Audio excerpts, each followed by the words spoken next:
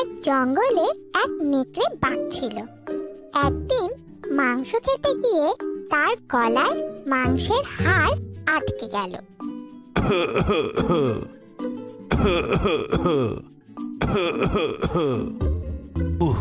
গলায় হাড্ডি ফেসে গেল রে, এখন কি করি?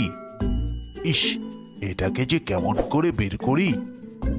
একা একা তো কিছুতেই বার করতে পারছি না, কারো সাহায্য নিতে হবে। একটু খুঁজে দেখি, যদি কাউকে খুঁজে পাই তাকে বলবো বের করে দিতে। নেকড়ে জঙ্গলের মাঝের রাস্তা দিয়ে চলতে শুরু করলো। কিছু দূর যাওয়ার পর নেকড়ে একটা ছোট্ট খরগোশের দেখা পেল। সে খরগোশকে বলল, ভাই, একটু সাহায্য করবে? হ্যাঁ, আসলে আমার গলায় একটা হাড্ডি ফেসে গেছে, কিছুতেই বের হচ্ছে না, একটু বের করে দাও না ভাই। আমি আর তোমাকে সাহায্য? ভুলে গেছো সেদিন তুমি আমাকে মারতে চেয়েছিলে? তোমাকে কোনো বিশ্বাস নেই, এটাও তোমার কোনো বাহানা হবে। না বাবা না, আমি তোমাকে কোনো সাহায্য করব না। নেকড়ে সেখান থেকে চলে গেল। খানিকক্ষণ চলার পর নেকড়ের সঙ্গে এক বাদরের দেখা হয়ে গেল।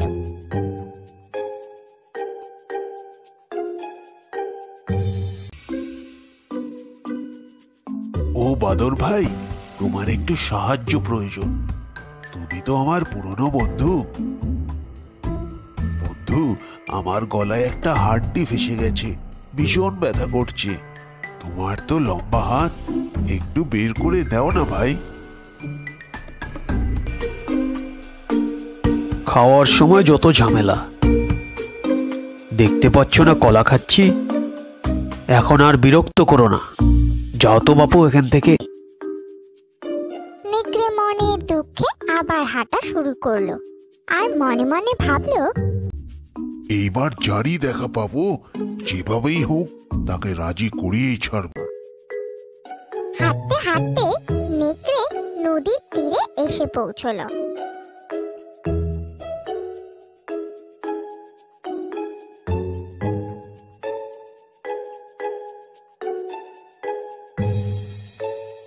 সেখানে একটি বক মাছ ধরছিল। তার লম্বা ঠোঁট দেখে নেকড়ে ভীষণ খুশি হয়ে গেল। আরে, এতক্ষণে আসল লোকের দেখা পেয়েছি। বকের তো বিশাল লম্বা ঠোঁট, এ খুব সহজেই আমার গলা থেকে হাড্ডি বের করে দেবে। একে যেভাবেই হোক রাজি করাতেই হবে। এই ভেবে নেকড়ে বকের কাছে গিয়ে বলল, কি সুন্দর দিন না আজকে। জানো ভাই, এই নদীতে না অনেক মাছ আছে। তুমি একা পরিশ্রম করছো, তুমি চাইলে মাছ খুঁজতে আমি তোমাকে সাহায্য করতে পারি। তুমি আমাকে সাহায্য করবে? নেকড়েরা ভীষণ চালাক হয়। বিনা কারণে তুমি আমাকে সাহায্য করতে চাইছো? এর পিছনে নিশ্চয়ই কোনো কুমতলব আছে। না না ভাই, তুমি আমাকে ভুল বুঝছো। আমি সত্যি তোমাকে সাহায্য করতে চাই, কিন্তু একটা সমস্যা আছে ভাই। আসলে আমার গলায় একটা হাড় ফেসে গেছে। ও, এইটুকু ব্যাপার? এ তো কোনো ব্যাপারই না আমার কাছে। আমি এক্ষুনি বের করে দিচ্ছি। বক তার লম্বা ঠোঁট নেকড়ের গলায় ঢুকিয়ে গলা থেকে হাড় বের করে আনলো।